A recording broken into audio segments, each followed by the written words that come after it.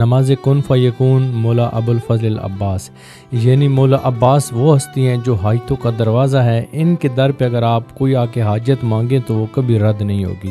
فقط آپ نے دو دو کر کے 6 رکعت نماز ابوالفضل یعنی نماز کن فیکون نماز حاجت قربتاً اللہ کی نیت سے پڑھنی ہے۔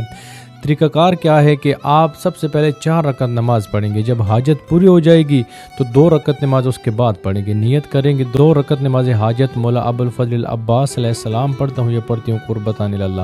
پہلی رکعت میں سورہ الحمد کے بعد سورہ قل هو اللہ احد پڑھیں، اس کے بعد 100 مرتبہ یا حی یا قیوم پڑھیں۔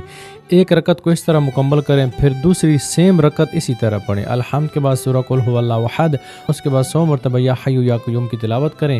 یہ 2 رکعت اس طریقہ کار سے مکمل کریں اور یاد رکھیں کہ اس نماز میں دعائے قنوت بھی پڑھنی ہے۔ یہ 2 کر کے 4 رکعت نماز پڑھ لیں، اس کے بعد آپ نے تسبیح زہرا سلام اللہ علیہ پڑھنی ہے، اس کے بعد آپ نے 100 مرتبہ محمد و آل محمد پہ درود بھیج کر مولا عباس علیہ السلام کو ہدیہ کرنا ہے۔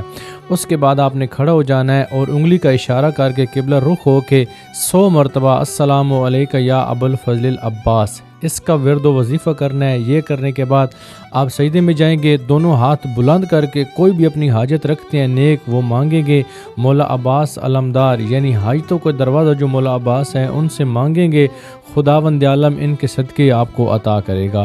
اس کے بعد جب حاجت پوری ہو جائے تو 2 رکعت اسی طریقے سے جو بچ گئی تھی وہ پڑھیں۔ خداوند عالم نے چاہا مولا عباس کے صدقے شادی کا مسئلہ ہے یا کوئی ایسی حاجت ہے جو پوری نہیں ہو رہی، اگر آپ گناہوں میں گھر چکے ہیں، گناہوں سے نکلنا چاہتے ہیں، کوئی بھی اپنی مشکل ہو تو وہ آسان کروانے کے لیے اس عمل کو ضرور کریں۔ خداوند عالم نے چاہا تو آل محمد علیہ السلام کے صدقے آپ کی تمام حاجات پوری ہوں گی۔